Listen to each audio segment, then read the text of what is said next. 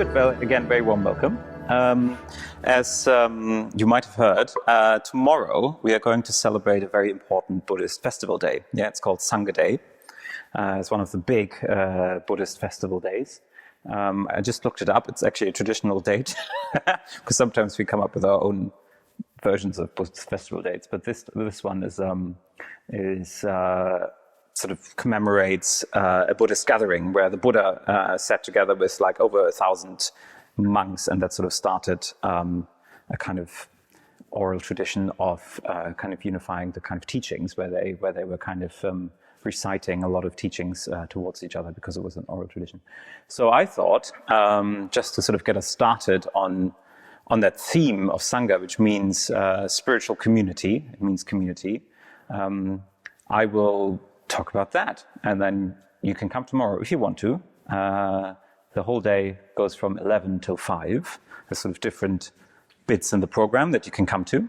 There'll be sort of meditations and talks and rituals even, and then you sort of know what we're talking about, which is always a nice thing to do.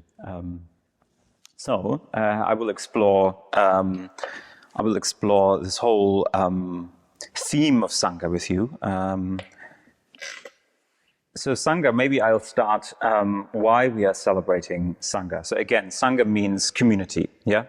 Sangha means a group of Buddhists, a group of people who practice Buddhism together, yeah? That's what that word means. And it's important to us because traditionally, the Sangha is one of the core ideals in Buddhism, yeah? So Sangha is one of those core qualities, the core ideals in Buddhism. It's what makes you a Buddhist. Yeah. If you want to become a Buddhist, if you're interested in becoming a Buddhist, you say that the Buddha is really important to you, which is sort of obvious, isn't it? That's sort of in the name of the religion, Buddhism. So he's our teacher. That's kind of that's the person who's gained enlightenment, which we derive inspiration from. The second one is the Dharma, which is the teaching or the truth. It's also kind of obvious. I mean, if you want to be a Buddhist, you should be following the teaching. And then the third one is the community. And I used to think, that's weird. That's a bit boring. I just want to be a Buddhist myself. Why do I have to care about other people? I really like the first two. It's like, Buddha, and so he seemed like a wise person, and then there's this sort of the teaching, and I was really into the Dharma, I was really into teaching, philosophy, and all those kinds of things. But a community is, I guess there's also other people around. What can you do?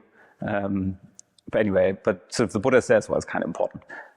That's why it's one of the three jewels, we call them. Yeah, those three things, they are the three jewels for Buddhists. So they're not literally jewels, it's a metaphor for something precious, right? They're really precious. So if you see these sort of three jewels on here on our cases, the people with the Buddhist names, the order members, they have the three jewels on here. Yeah, so that's the symbolism, by the way, just as a fun fact. So I want to explore with you why the Sangha, why the community is such a essential part of Buddhism. I'm sort of saying that mainly because I'm really interested in that myself, because as I said, I didn't get it at first, and I thought it was a bit weird.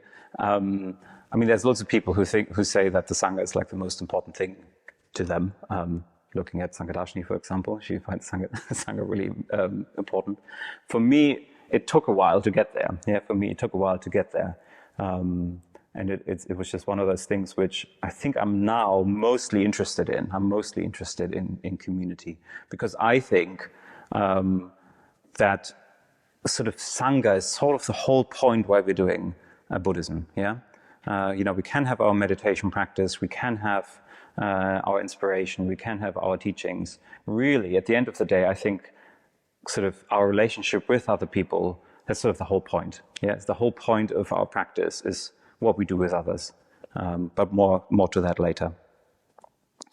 And what we will explore together is a way of talking about community, which comes from our founder Sangha, yeah, because he was looking at the traditional way that Buddhism has developed to understand community, and traditionally, what happened was that community was only, or the Sangha was only seen as the sort of the community of monks, yeah.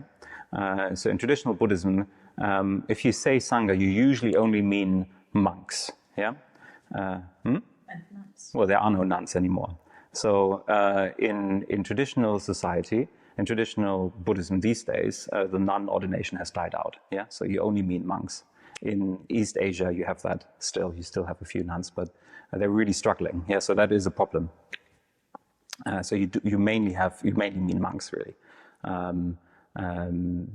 Which is sort of an overemphasis on a sort of monastic lifestyle, right? Where you sort of say that, you know, if you're a layperson or a woman, you can't really practice, yeah. You are not really a real Buddhist. You're not really doing it, yeah.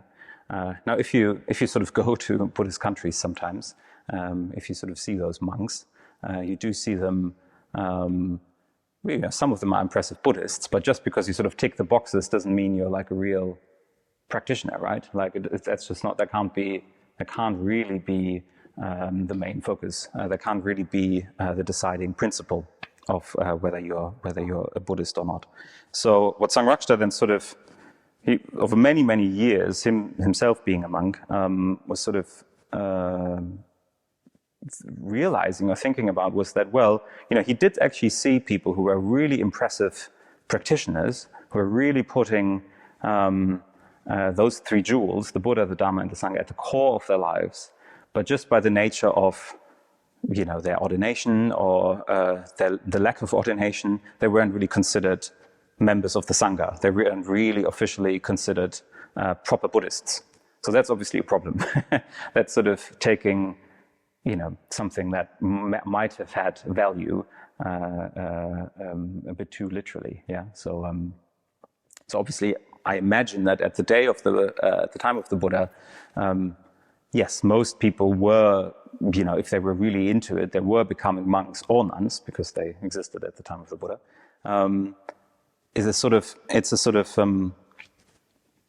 That was the majority, but you see in the scriptures again and again that the Buddha, when he was talking about people who were really going for it, you do see people who had families as well, who weren't monastics, etc., etc. So it seems to be that the division used to be one of whether you were really on the path and you were really going for it, or if you were sort of just trying it out and just sort of dabbling within it. And I think Sangha was trying to get back to that, yeah? So I think he was really trying to get back to that original way of thinking of like, well, are you, no matter, you know, what lifestyle you're choosing, are you really putting those three jewels at the core of your life, yeah? And are you, you know, no matter where you are on your path, are you putting those three jewels at the core of your life? So that's sort of what we are.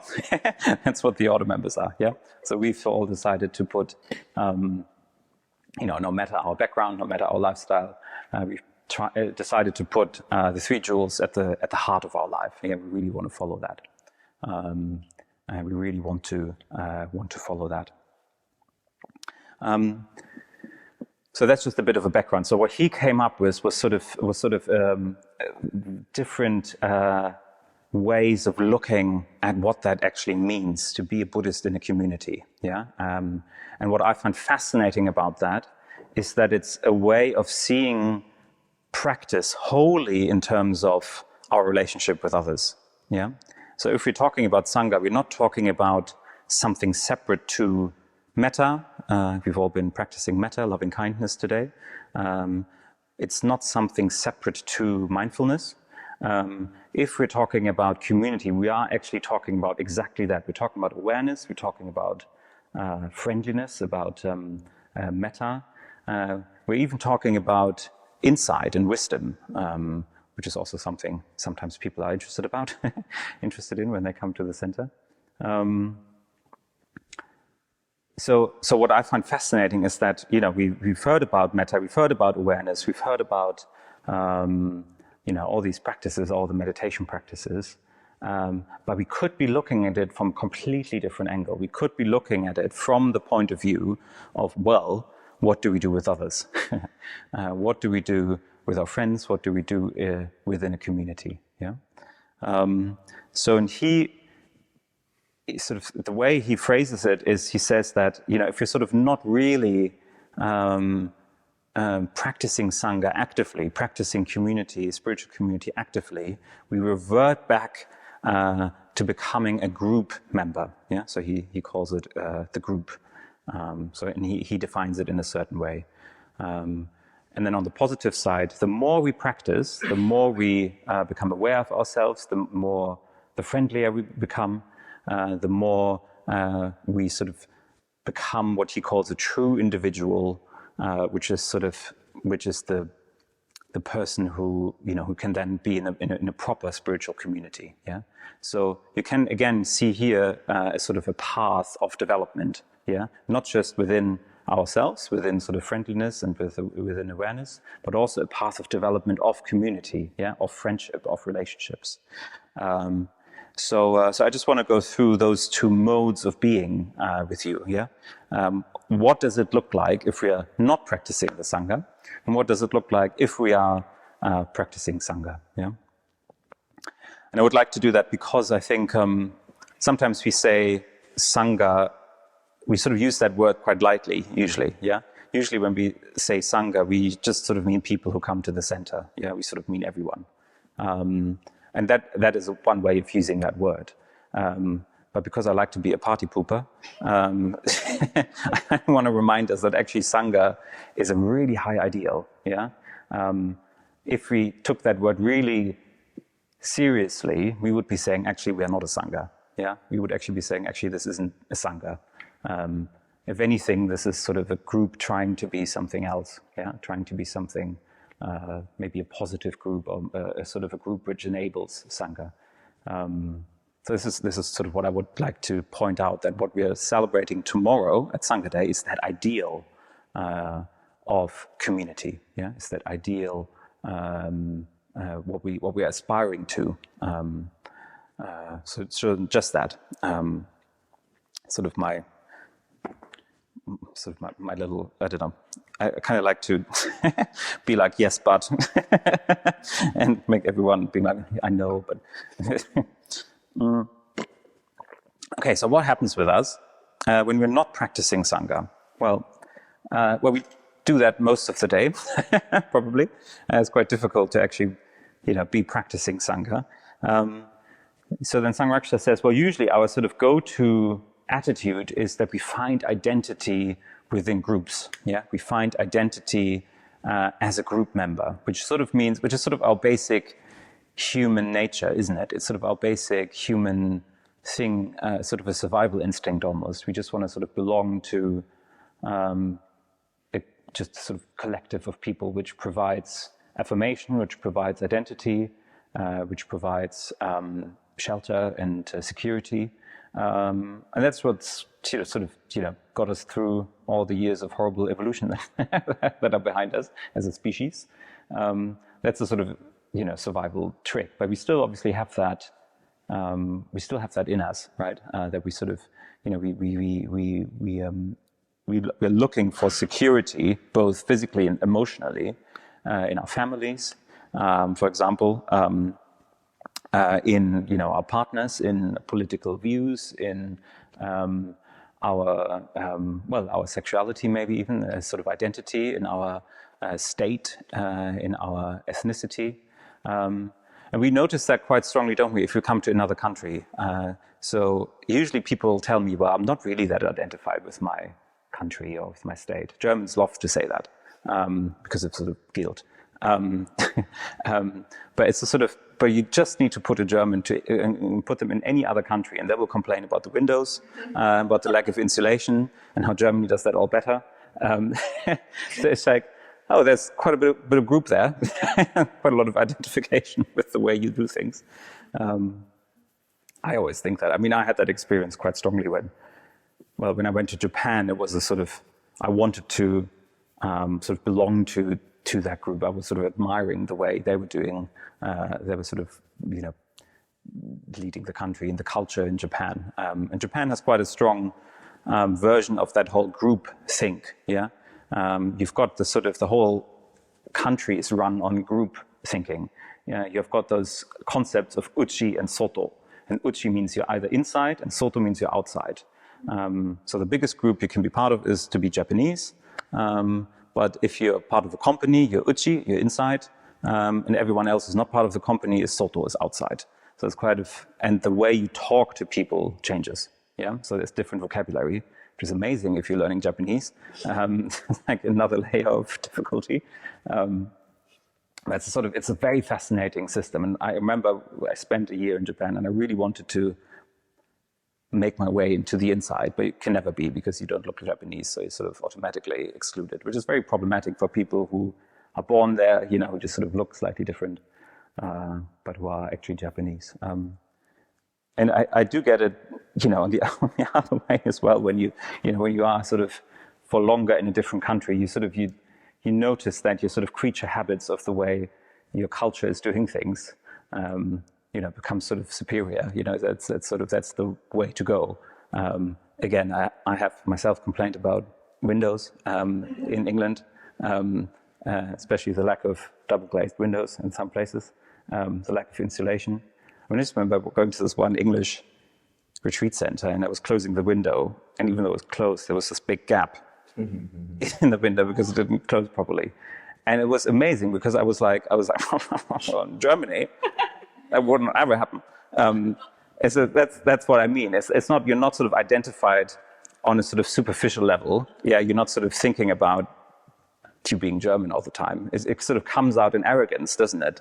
In a sort of, like, why do I care about windows so much? Like, really, it's like, but it's a way to identify yourself. Yeah, because nothing comes through. Yeah.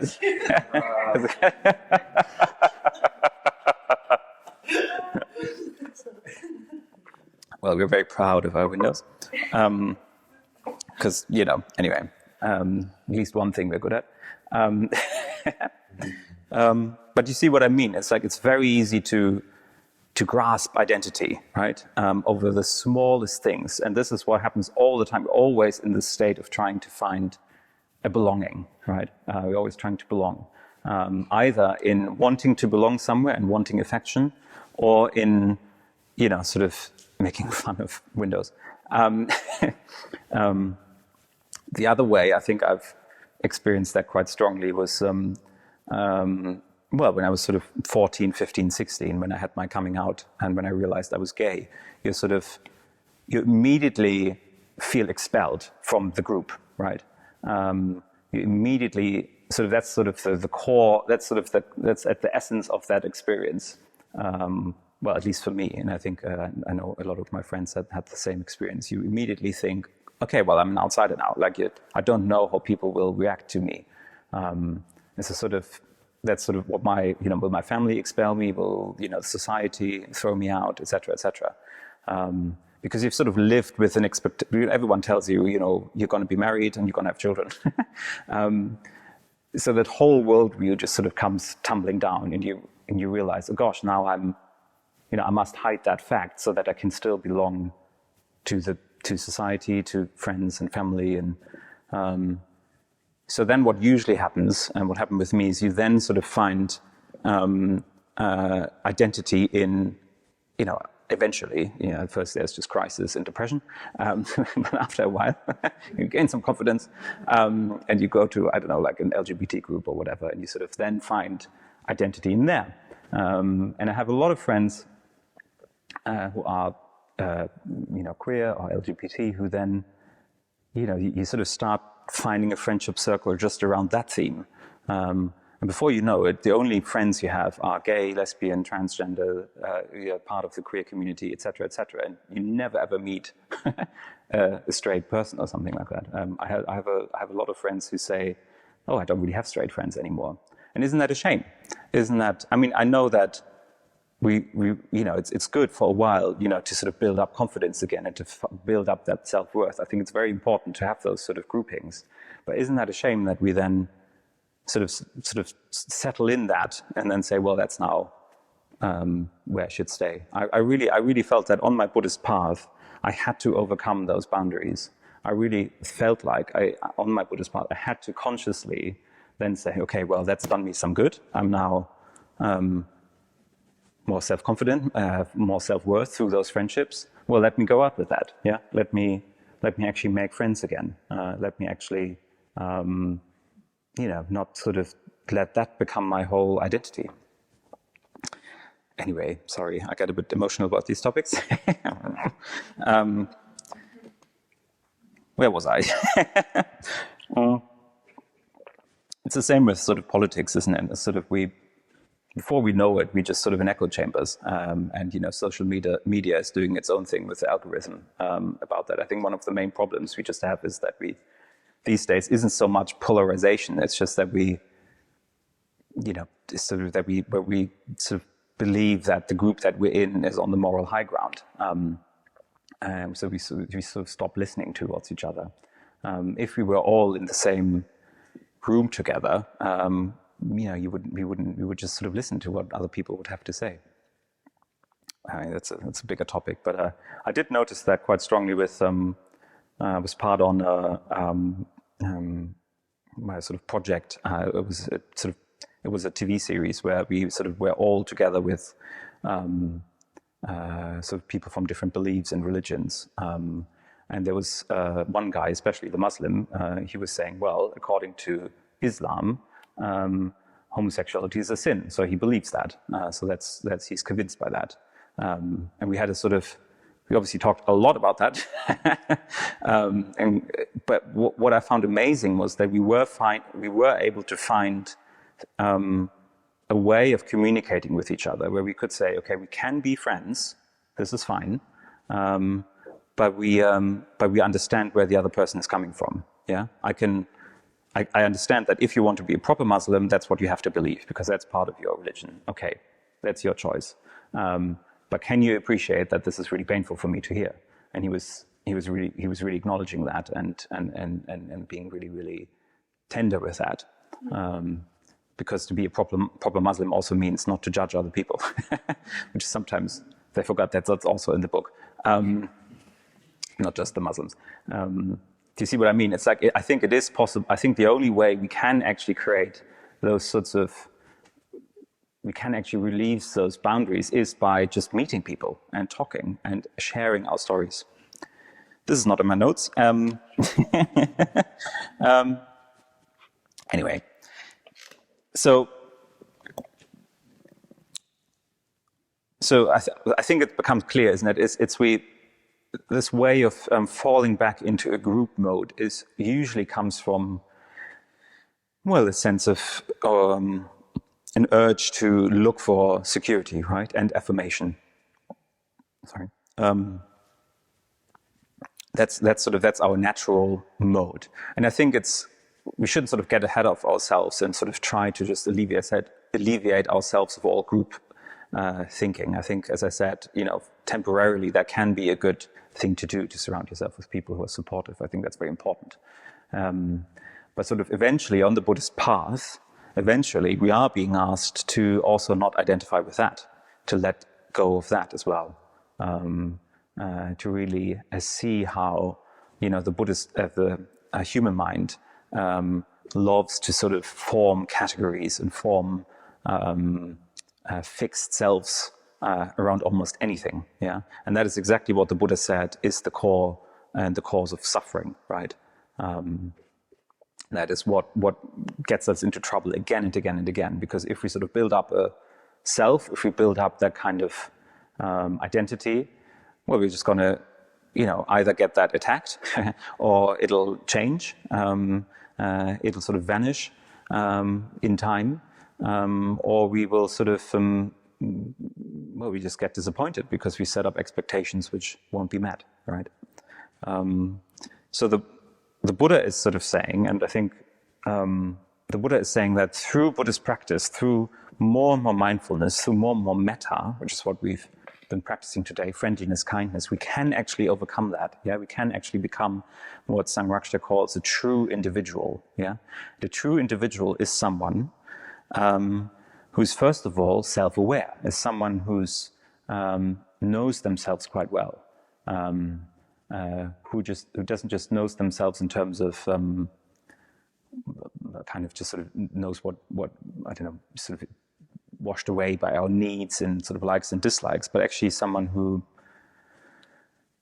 well, sort of knows themselves on sort of almost every level, sort of physically, got body awareness, an awareness of feelings, of emotions, even awareness of sort of threads in our lives. One practice that we, for example, do within our order is we keep telling each other life stories, right? And that's very interesting to do that. It's a very interesting practice because you do pick up on threads from the past that you never realized you had, interests, motivations. When I tell my life story now, it's almost as if at every corner there was like a big sign saying, "You will become a Buddhist." But sort of at the time I didn't see that. I didn't see that sort of my life was sort of pointing me into some sort of direction like that. Yeah. So this is why mindfulness of breathing, those kinds of practices are really, really important. We need to become more and more aware of ourselves, the body, you know, what's it doing, the emotions, the feelings, our thoughts, to really know what's going on. Because most of the time we're not really aware of what's going on. I mean, I'm very bad at that. I recently discovered, well, I didn't discover, but I recently sort of realized that, oh yeah, all mindfulness is sort of knowing what you're doing while you're doing it. It isn't just sort of sitting on the cushion and sort of being like really deep in bliss, and well, it's also that, but it's sort of, mindfulness really starts by, you know, knowing whether you're closing the door quietly or sort of remembering that you've put on a coffee or something on the stove and not sort of immediately getting distracted. I mean, I'm very bad with that. Saying that to myself because I think I'm probably the most clumsy person I know, because I sort of think about these deep things all the time. And then my body is just sort of trying to get a meal together or something. Anyway, so this is where it starts. It starts about inhabiting your experience, yeah, fully inhabiting yourself. Yeah, this is what that means, knowing ourselves. And then, well, what happens then is we are able to contact energies. Yeah.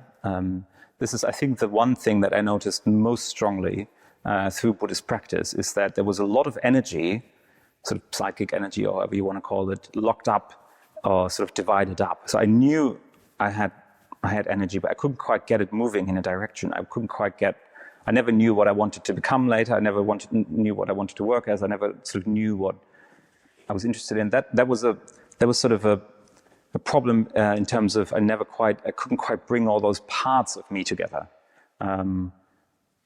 Through Buddhist practice, what I noticed is that you are able to bring all these different bits of yourself together. You are sort of able to bring all these things in alignment. Yeah. I mean, part of the problem was that I was just interested in too many things. You know, I wanted to become a musician. I was also interested in Japan. I weirdly was interested in biology and science and all that. I even have a bachelor's in biology, which I don't know how I did that, but because at the last year I was like, I don't know what I'm doing anymore. I don't understand anything. I'm sort of putting roses in, anyway. But do you see what I mean? I think we all sort of have that to a degree that our sort of energies are sort of quite disparate. They're sort of quite sort of spread thinly over too many things. Mindfulness can kind of at least shine light into them at the same time so that they don't sort of come up at different times of our lives. They can sort of start working together into the same direction. Or as in my case, kill biology. Get that out of my life immediately, because that was a weird idea. It's very bad. Then what happens a true individual is supposed to be emotionally positive. Yeah, if we have energy available, if we are aware of ourselves, we will be aware of others as well. Yeah, we will be quite aware of other people, and that's all that metta is. Yeah, again, it's nothing like Ratna said in the meditation. It's nothing sort of special or something. It's just genuine interest in other people, genuine sort of broadening the horizon, not taking ourselves too seriously. Yeah, this is sort of at the core of Buddhist practice, is that we don't take ourselves that seriously. We're not that special. Like, come on. It's like there's all this sort of. I think one of the dangers with spiritual practice is that it can become overly precious, yeah, about ourselves. It can become overly sort of self-absorbed and sort of like, but my mental states and my sort of. There's a bit of uncomfortableness. Oh God, what does it mean? That's sort of. It's good to become aware of all these things, and it's good to take responsibility for them. But there needs to be that point where we say, okay, let's just broaden that out. Yeah, let's be aware of how I am, and let's broaden that out and see. Look, there's all these people around us. Yeah, isn't that amazing? Isn't that incredible? There's life right at our doorsteps. Yeah, I think when I'm in a good mood, I can contact that. Getting out of my apartment, stepping onto the busy streets of Neukölln. Being like, wow, life. It's a rare occasion that I feel like that, I have to admit, especially in Neukölln. You sort of think, ooh, life. A lot of life around us.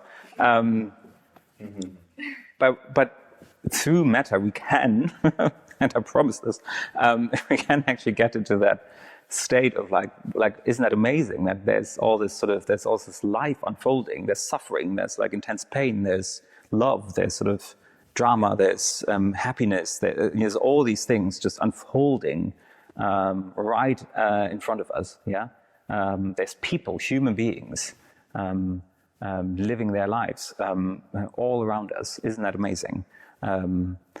This is sort of, if you can dwell in that, if you can just sort of dwell in that without sort of being threatened by all that, this is really what becoming a true individual would look like, I think.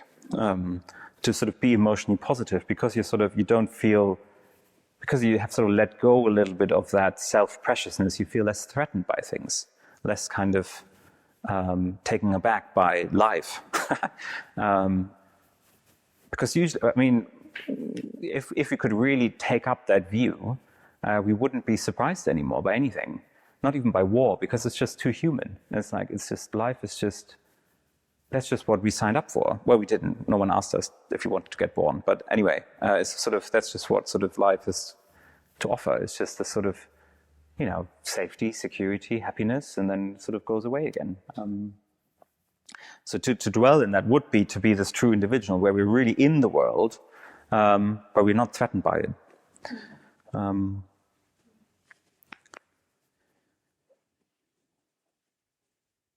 So to become a true individual is a direct result of awareness, of knowing ourselves, freed up energies, and of metta, of kindness, of friendliness towards ourselves and others, of that sort of being connected with life itself. Yeah, and because of that, a true individual is happy to be unpopular. Yeah, this is also another characteristic. They are happy, or they don't mind if they are unpopular, because you don't sort of look at, what sort of other people think of what you have to say. It doesn't mean that you have to seek out to be unpopular. It's sort of be really sort of say provocative things all the time just to be unpopular. That's not what that means. Yeah, it's more like, well, you just you, and you say what you think. And sometimes people will like what you have to say, and sometimes people won't like what you have to say, but you're sort of not fazed by that.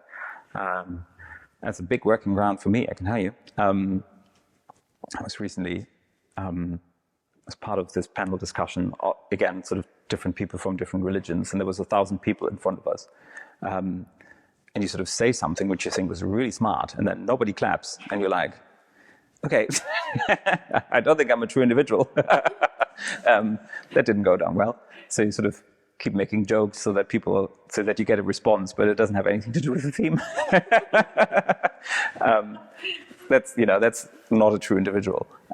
You sort of, and then the Muslim says something again, everyone's like, ooh, yeah, very deep. And you're like, so I want to turn off the microphone next to him. So that's what. So do you see what I mean? You would just say what you think, and would be like, well, that's what I think. I don't care what you think about it. That would be the ideal. Yeah, that's what sort of being happy to be unpopular actually means. And another characteristic of a true individual is, because of that, you're also happy to be alone. Yeah, a true individual is fine with being alone by themselves.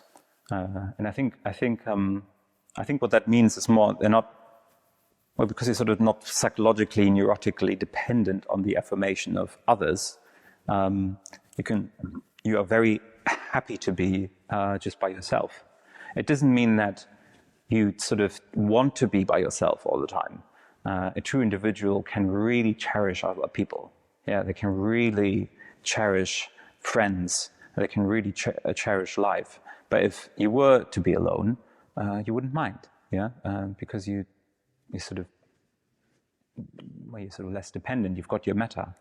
I think, and this is one of those experiences I think I had on a solo retreat, on a solitary, where you are alone. You go away on a retreat somewhere where you don't meet anyone for a period of time. I remember having this one moment where I thought, oh, I don't feel alone. Like I am alone, but I don't feel lonely because in my mind, all my friends are there. It's one of these weird effects that the metta bhavana can have on you, is that you sort of feel like your friends are just there. Yeah, your loved ones are just always there. So I think that's what that means. It's not that you sort of are literally happy to be really alone and just singular. It's more that your awareness has broadened out so much that you just don't feel like they're ever gone. I mean, it is interesting. Again, our teacher Sangha, he had a close friend, a Tibetan Lama called Dada Rinpoche, and he was his teacher, but they were also good friends. And I think Sangha, when he went back from India to England, he sort of reported, well, he never feels separate from him. He never feels like he's sort of gone anywhere. He's always present, his friend, yeah. So I think that's what that means. It's not that you have to sort of cut yourself off from all your friends and you're like really happy to be alone. It is, you are actually more in contact with them, yeah. So that's actually, so if you want to try that out, solitaries are kind of a good opportunity to do that. So this is something we do, is we go regularly, we sort of train to be alone. We train in being by ourselves through going on retreat alone. It's a special form of a retreat. Usually we're in a group, obviously, but I started doing that. I can remember sort of 7-8 years ago or so. Every year I tried to go on a solitary. I started with a 4-day one, which was absolutely horrible. I didn't do well. I thought I'm an introvert, but at that moment I realized you sort of like people, and you like chatting, and you like kind of hanging out, and but just that, I think that experience of being alone is really valuable. Yeah, just that in itself is a really valuable experience, because you do notice how you keep pushing and pulling within relationships. Yeah, you keep sort of trying to sort of fiddle around with getting affection and responses from other people. Yeah, and you can especially see that in a relationship, especially a new one. You're just sort of trying to find the right button for your partner to sort of give you a positive response, don't you? So going on solitary is kind of, well, it's a bit like that, isn't it? Like, does this work? No. Okay. What about that? And then fourth time you're like, what about that? Anyway, sorry, lost my plot. Anyway, be alone. Because when we can do that, So this is sort of the point. Through practice, we can become true individuals, or at least aspire towards becoming true individuals, because they are then the people who can fully engage in Sangha. Yeah? Those are the people who can then fully engage in what we call Sangha, in what we call spiritual community. Yeah. So that isn't a fixed group of people. Yeah, it's not an institution. It's not a group in that way. It's when you're sort of working to become that kind of aware, positive, find another word which sounds cool, person, that aware, energetic person. If you then see, oh, there's other people who are also on that path, who have the same values, who've also worked on that, you can then actually enter into a communication which goes way beyond ordinary human communication. Yeah. So this is what Sangha really means. It's a sort of community of people who've dedicated themselves to a high ideal, and they're working with a lot of effort on themselves to walk towards that. And then you realize, oh gosh, there's all these other people doing the same thing. And then Sangha can become this sort of, there can be glimpses of something which sort of goes beyond just the people who are part of that group, for lack of a better word. Yeah. So Sangha is a form of communication. Sangha is something that is characterized by a lack of ego. Yeah, it's something that's characterized by a lack of, well, here's me and there you are, and you're, it's a sort of, it's characterized by this sort of, by friendship really. Yeah, by genuine friendship. So this is what we're trying to aspire to. Yeah, this is something that we're trying to get at when we're talking about celebrating Sangha. Is we're celebrating that that high ideal. So here in the Buddhist Center, in some ways we're not even. It's not that we actually have a Sangha. Yeah, it's something that in the Buddhist Center we, in some ways, we're not even. You could say we're not even trying to make everyone be part of the Sangha. Yeah. We're just trying, and this is the way I see it, is we're trying to create conditions where Sangha can happen. Yeah? Because Sangha isn't something static as well. It isn't something that is always there or not there. It's something that can happen between 3 people. It's something that can happen in a team. Sometimes when we have, team meetings here, you can feel a bit like, oh, something's sort of working through us. It might not even happen in the center at all. It might happen, when you meet friends at home or something, when you go on retreat together. It's that quality, yeah? Again, we mustn't take these words too literally. It's something that can sort of shine through us in our friendships and in our communication with one another, where we feel like because we've really worked on awareness and on metta, something else is coming to play, something else is sort of shining through, yeah? So what we're trying to do is we're trying to allow pockets of spiritual community to emerge. And if not, that's fine. Yeah. If not, try tomorrow again. Because again, we're just all too human, aren't we? We're just all, trying our best. That's that ideal of Sangha. I think I'll end it here. Actually, yeah.